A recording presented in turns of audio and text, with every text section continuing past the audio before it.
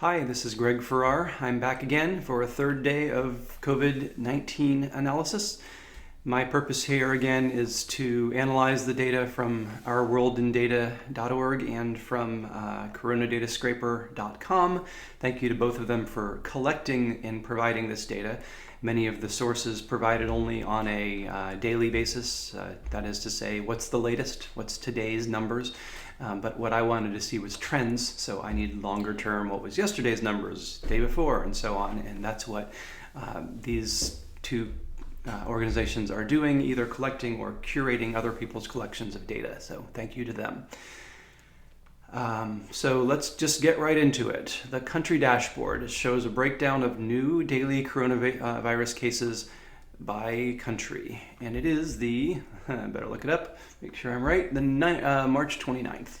March 29th, 2020 is the current date. And we're looking at the breakdown by country. This is the total number of new cases. If we look here, we can see that the United States is far in the lead in total cases, having some days ago passed Spain and Italy, and also Germany, which is an upcoming force, I guess, but doesn't look likely to pass the United States.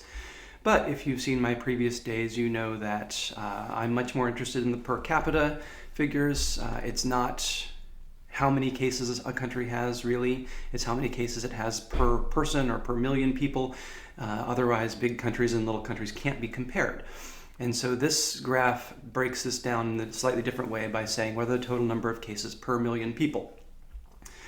And so headlines that say the United States is way out in front and has passed everyone else, I think they're inaccurate. They're true in what they're reporting, but the United States is not as serious a position as, for instance, Spain here. Spain is the leader right now in the total number of new cases per million.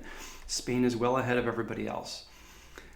Switzerland, followed by Switzerland. We've been seeing this trend recently that Switzerland is actually the somewhat unknown major player in new coronavirus cases.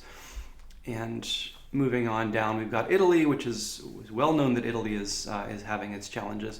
We can see here, though, a little bit in this graph that the line starts to level off a little bit. It looks to me like it was sharper at the beginning, it was steeper, and it's starting to level off. We'll see this much more clearly in the later graphs that actually show the rate of growth rather than just the growth, or the rate of the change of growth.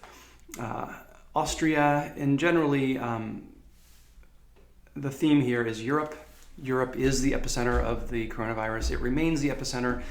It takes quite a while before we get down past all the European countries to the United States. I'm going to flash the United States line here just so you can see where the United States is.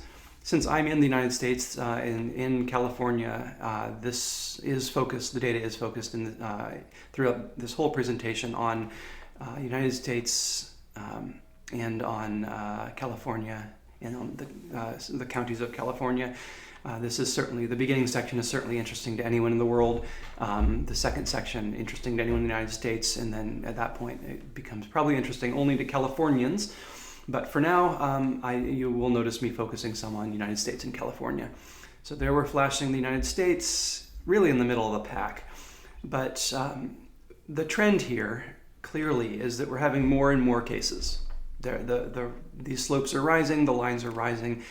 Almost all of these, I think all of these, have more cases. And this is what we've been seeing for the past few days as I've been looking at this daily.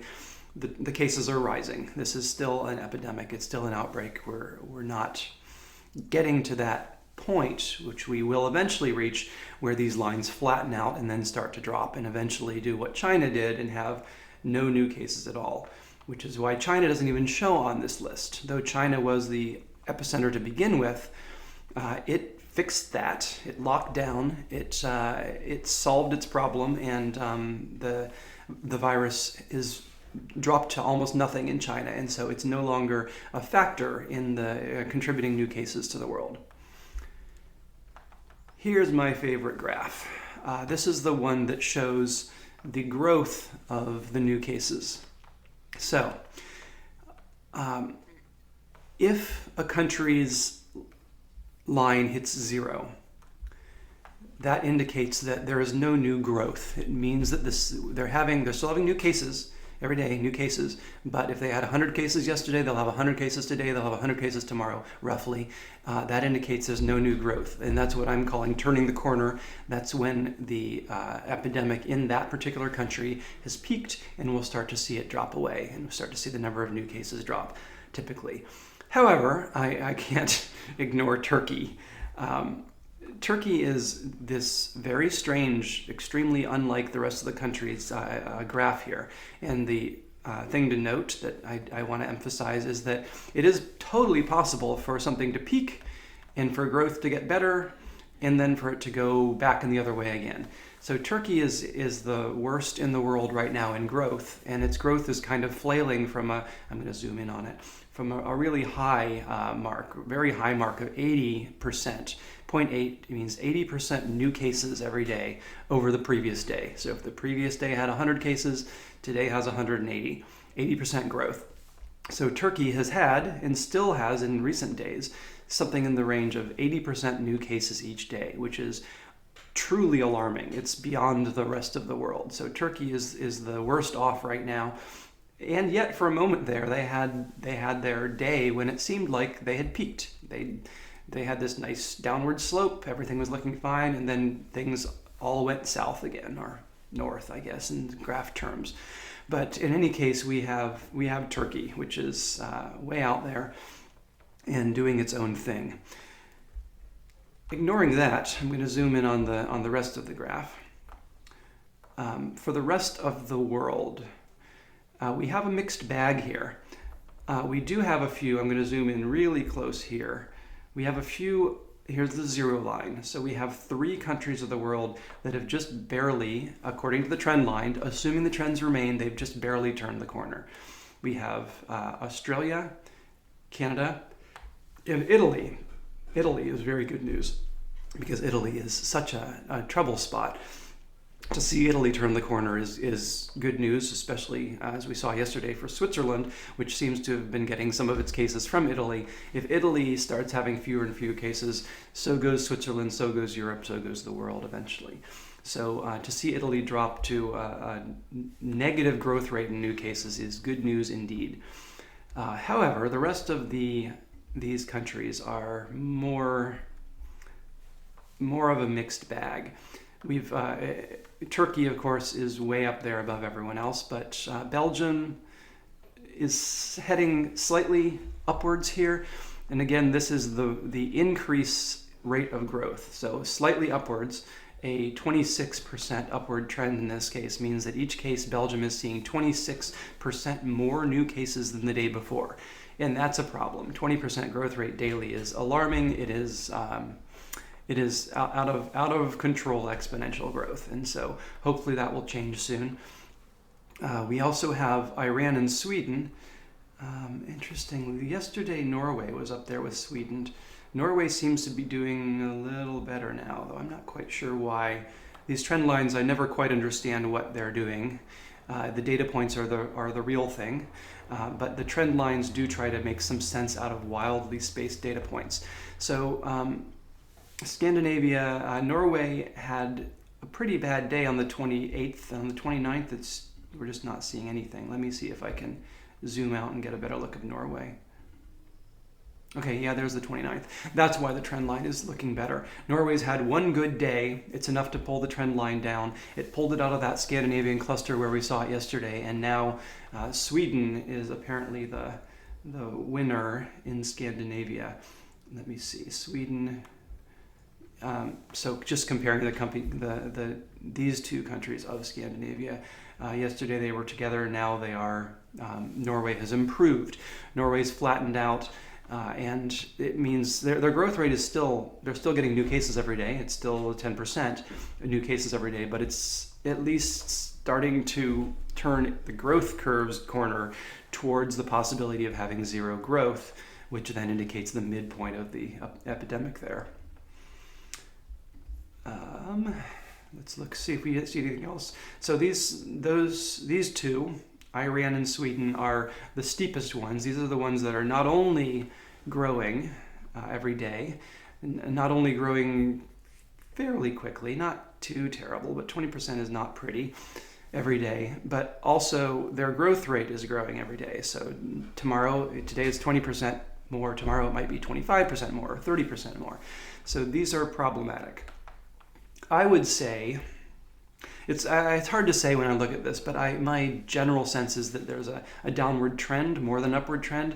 Lots of countries, you can see all these lines down here heading down. Lots of countries are heading down. Israel is heading towards zero growth. Austria, Canada, heading towards zero growth. So mostly we're seeing that, but there are quite a few. The ones we've seen, plus ones we've talked about already, plus the UK is slightly upwards, not too bad, but it has a high growth rate at 21%, fairly high growth rate, but it's not getting better. But if I remember correctly from yesterday, the UK wasn't looking so good, so I think it's maybe starting to turn itself around a little bit there. But generally a mixed bag. The world is in the middle of this epidemic. It's not obviously recovering right now, but there are certain countries, just a few, that have cracked zero. In the United States, I'm going to make sure that we got the full data here. Yeah, so zooming all the way out on the United States. The United States is not doing terrible. The most recent day is 12% increase over the previous. That's not too bad, but we want to hit that zero mark. If you watch this trend line heading down, if the trend continues, then the United States should hit the zero mark somewhere around here, which is what? Hard to read this scale. This is a week, so yeah. It's a couple days. Still looking like early April. And if you've actually been watching all of these videos so far, you see this changes day to day. So the first day it seemed like the U.S. would hit zero in 7 days, and the next day it seemed like it might hit zero in 1 day. And now here we are pushing a little bit further out again. We've had a few data points that are very obviously above the zero growth line. And that one nice day we had back in March 25th, where it was only a 6% growth, is starting to get overweighed by the new data. Still, I would say, just eyeballing the dots on the graph, even ignoring the trend line, it's trending downward. The United States is recovering. It is moving towards a peak. It's moving towards the peak where it's turned the corner and starts to recover and starts to get fewer and fewer cases each day. Yeah, let me just see if there's anything else interesting on this graph before we move on to the states. Oh yeah, let's take a look at this one. This is a strange one. South Korea, I talked about some yesterday. I went into this more yesterday. I'm not going to go into it in detail now, but South Korea was the big winner in handling the epidemic, handling it effectively, handling it quickly, implementing a lot of tests, drive-through tests for everyone. And they started in a real boom, a bad boom, and pretty quickly got a lid on that and dropped to a negative growth rate. And this much time with a negative growth rate will pretty much wipe out your cases. You won't have many new cases if you have 20% fewer every day, 40% fewer every day. So during this period, they dropped their number of new cases to, it was maybe 100 or something, but considerably fewer. We can find out. Let's just look. I guess I'm going to talk about South Korea a fair bit anyway. All those days of negative growth rate took it down to 100, indeed. But now it's hovering there, which is a little concerning. It's just barely up or barely down, but they don't seem to quite be able to lick those last 100 of growth. You read the occasional news article about how new people coming in from the outside are bringing coronavirus back. And so South Korea is in a holding pattern, not having eliminated their epidemic, but certainly having brought it down to a manageable level. And with the level of testing they have available, it seems likely they'll be able to keep a lid on it until it finally peters out entirely. So that's the country report. On to the states of the United States.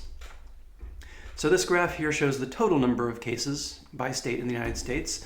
I tend to prefer at least the new cases, the number of new cases. rather than the exponentially rising thing. This gives you a sense of, to my eye, it gives a much better sense of where things are headed. The other one just looks very alarming. But even more, as I mentioned, I prefer the cases per million. I will briefly say again, as I have before, that New York looks like this completely dominant line with way more cases than anyone else. And numerically speaking, that's true. It does have 4 more cases than 4 or 5 or more than anyone else. New Jersey being the only competitor there. But when you start looking at it per capita, New York does better. It's still dominant, but New Jersey is knocking at its door with half as many per capita new cases. And then there's this whole cluster at about a third of New York and lower, where we have Massachusetts, Louisiana, Connecticut, keep hearing about Connecticut, and Washington State, Michigan. And let's just look at one more because that seems... Oh, and Colorado. So there's this cluster of the states that are doing the best down here, that have the fewest per capita. And again, since this is adjusted by population, you really can compare states on this graph, which you really can't on the other graph, not in the sense of how effective they're being in combating the epidemic. In this case, we can see New York is... I don't want to say New York is being ineffective, because they're doing a lot of testing. They're trying very hard, but they have a unique challenge of having a lot of international travelers coming in and having a very tightly packed population. And so they are, in spite of their efforts, they are the ones who are having the most new cases per capita. They're the ones that need the most work and really need the most funds and the most ventilators. And so New York is still the challenge that's pulling down the whole country's numbers. And if New York can get things in hand, then the whole country will start to look better. But here is my favorite graph again, the graph of change in new daily cases over time, the growth graph. I'm going to look at a couple of outliers again. Illinois, let's zoom in on that to see a little better. There's Illinois. So someone has mentioned in the comments, why don't these trend lines continue? Why doesn't it just continue all over there? I don't know. I'm using Plotly. This is doing some sort of a piecewise fit, nonlinear fit to the data, and I don't fully understand why the trend line sometimes disappears. I suspect it has something to do with missing data points. Like, there's no data at all for here, and I think maybe when it computes the average over 3 days or something, it says, well, this isn't a number at all, and we're just going to give up. So unfortunately, the trend lines, I think they could do better. I would go so far as to call this a bug probably in the trend line generation, but nevertheless, we can see in most cases where the trend line probably would go. In the case of Illinois, it was looking good for a couple of data points here, and then it had this really terrible day on the 23rd where it got 80% growth. Probably, though, because it was combining the data from these missing days, so this is probably really 3 days of data. But whatever, the trend line can handle that kind of variation. The purpose of the trend line is to smooth out the noise. And then we had a good day, and now we've had 3 days that are in the 20% range of growth. And as I've said, 20% is not good. 20% daily growth is epidemic growth. That's really problematic, and things get very big very fast if they're growing 20% every day. So Illinois, we have a little hope here that the latest day is 9% growth. This might be this is a moving average, by the way, so that's actually the average of 3 days. But in any case, one could imagine that if the trend line were to continue, that it would continue down like that towards this point. And so Illinois may be getting better, and we'll find out in days to come. But that's a weird outlier there. The other weird outlier, New Jersey. New Jersey keeps being in the news side by side with New York. Yeah, here again, the trend line is short. In this case, it's really hard to say what it should even be, but it probably continues roughly on this direction, maybe going roughly through this point. So New Jersey also, New Jersey in the 20-30% range, not clearly getting better, but they have had one very good day of a negative 17% growth. So New Jersey had been going up and down, hard to say where it's headed. Right now, I'd say it's probably roughly flat and is not showing a clear sign of recovery. That one day is not enough to make any sort of definitive statement about where it's headed. Yeah, so I did get a request to look at Ohio, my home state of Ohio, born in Ohio, grew up in Worthington, Ohio. So let's take a look just for fun. We're going to do a kind of a deep dive on one state.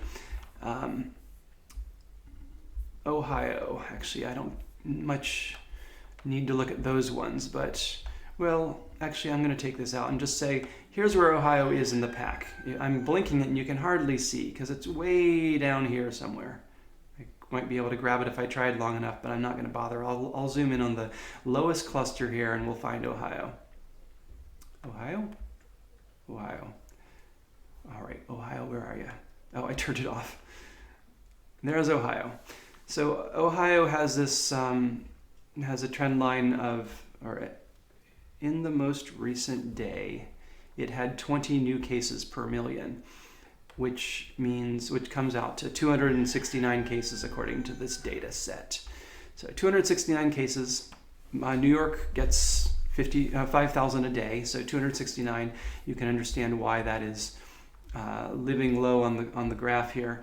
This is per capita also, so New York gets pulled down a little bit by that in the graph, but still, Ohio is in relatively good shape. Now, the overall curve, the thing that I think is most meaningful in answering the questions that I'm trying to answer of Ohio, is a pretty good curve, but not great. What we'd like to see is we'd like to see Ohio be below zero, and in early March it was. It had 30% fewer new cases every day for at least these 2 days, and then things got in trouble. And for days and days and days now, it's had 24% more, 36%, 47%, 55%. So some really troublingly fast acceleration. Fortunately, it started small, so this didn't balloon completely out of control before we started to see a little bit slower growth in recent days, 11%. And maybe it's gone up a little bit, but still the overall trend of the last few days is downward. If you were to project this line outward,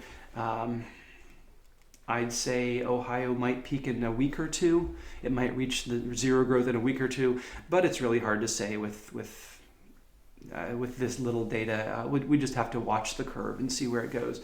It's heading towards a peak. At least this line isn't upward sloping, heading towards a peak, but not in any. It's in no hurry to get there. So a week or two, Ohio might peak, and then from there it could be a while yet before it reaches it actually runs out of new growth, before it has zero growth per day. I'll probably cut out that moment, but kind of funny, my phone alarm, I'm using my phone to record this, and my phone alarm just went off to say, do your community coronavirus check-in, because we live in a community here in California, and we do a daily check-in on the coronavirus and how it impacts us. So somewhat ironic that I was interrupted in my recording by a reminder to do coronavirus stuff. So that is Ohio.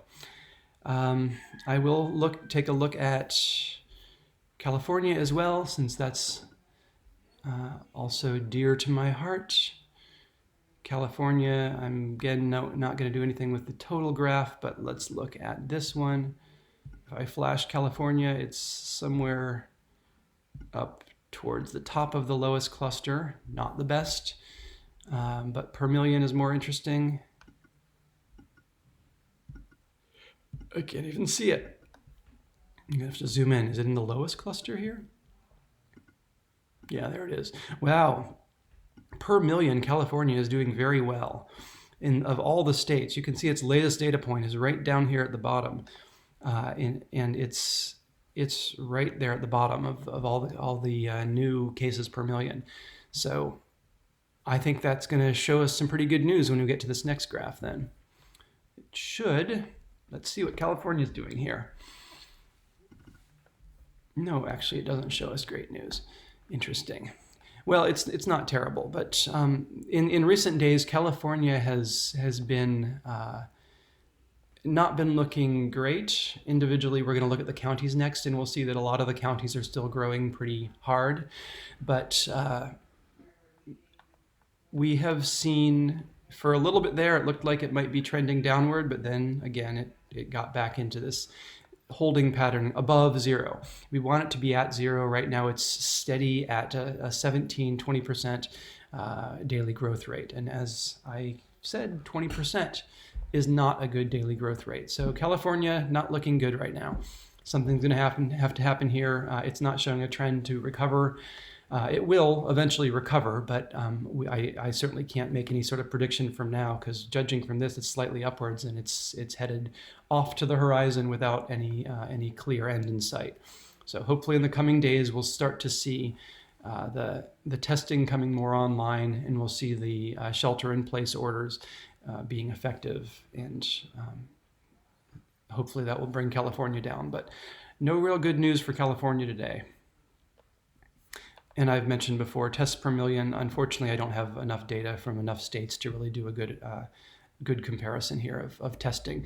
There are other websites. Politico has a great website. Politico has this terrific web page that shows all sorts of information about U.S. testing, and this not just the number of cases, but the number of negative tests, the number of tests run. You see this giant blob in the New England and around New York, and a few other big blobs around California and so on. So if you want good testing data, consider looking at the Politico. It does not, however, have time series testing data, so like this to show it historically. Well, there is a bar you can drag across the top, so I guess it does. You can get a sense of how it moved over time, but it doesn't show it as line graphs. Anyway, no testing data from me, maybe someday. And that concludes the state section. Next, I'll go into counties of California. So here we return to the Counties of California dashboard for March 29th, 2020. Total coronavirus cases by county. You see the graph here. Los Angeles is the winner. I'm more interested in the new daily ones per county. And the nice thing that jumps out at me about this graph, a couple of things actually.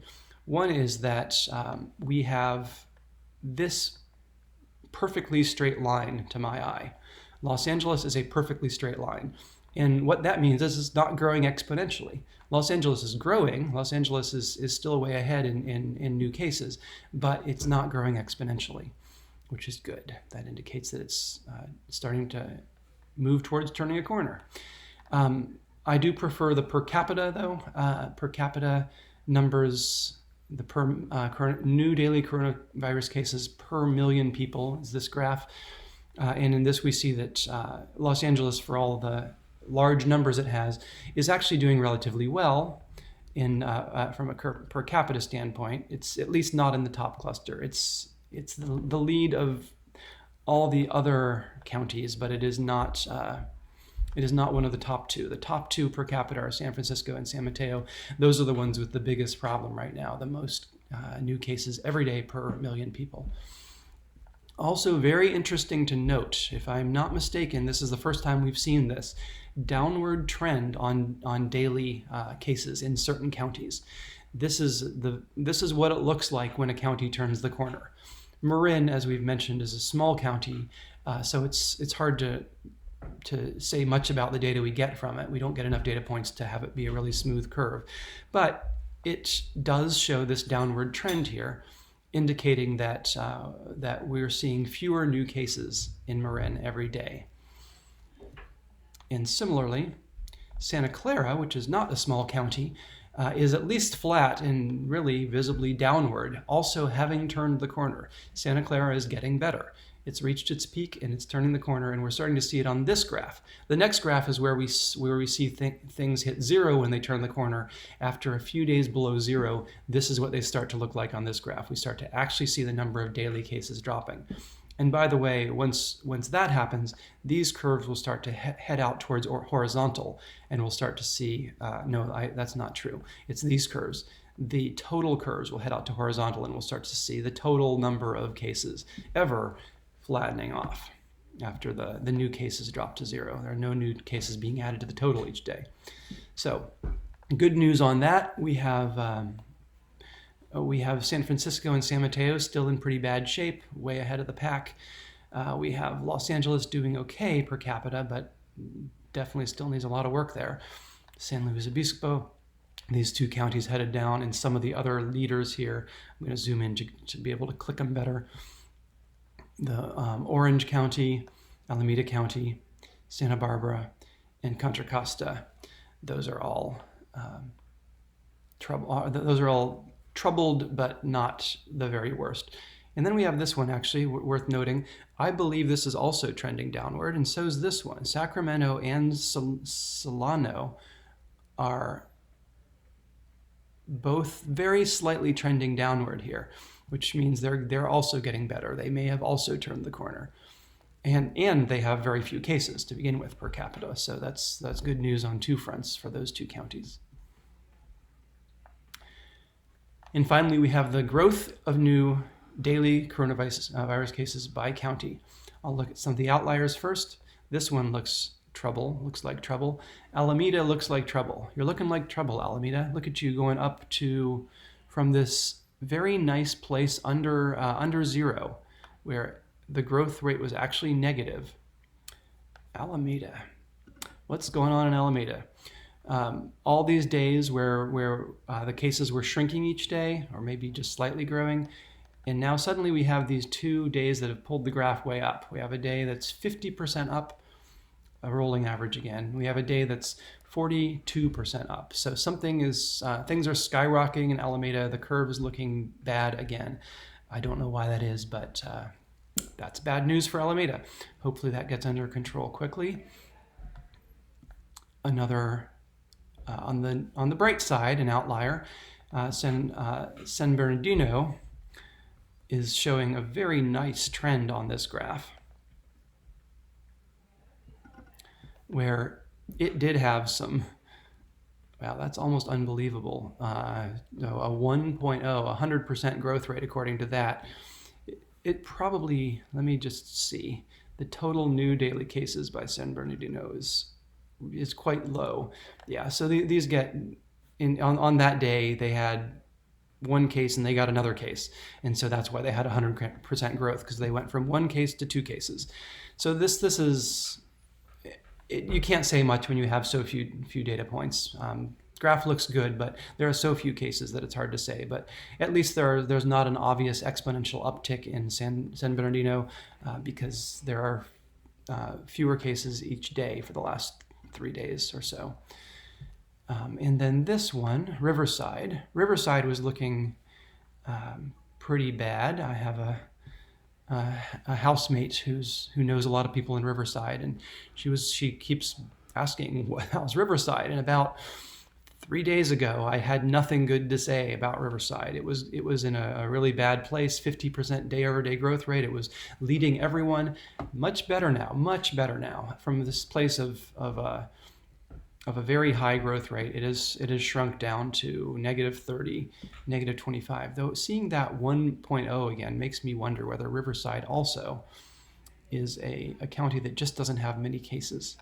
Let's take a look.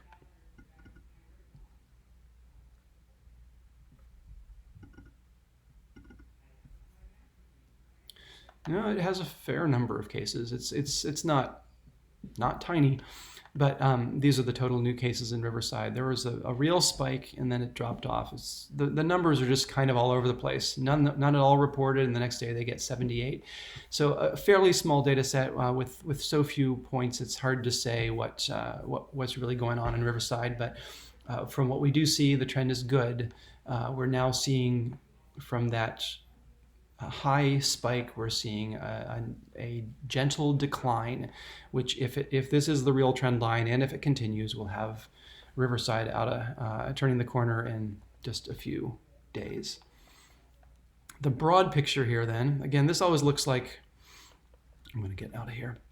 This looks like a rope to me, and it's got all these fibers bound together into this single rope. Some of the strands are a bit errant here, and we've looked at some of them, but mostly these live in a single rope. big picture of this rope to me is flat. There are some up, and it's really pretty evenly flat. Some are headed up, like San Mateo. I'm going to zoom in a little bit and get a better look at some of these. San Mateo has got a pretty bad trend right now. Its growth rate is high, and it's getting higher all the time at a fast clip. Same with Alameda, as we saw. Then there are some in the middle that are slightly up.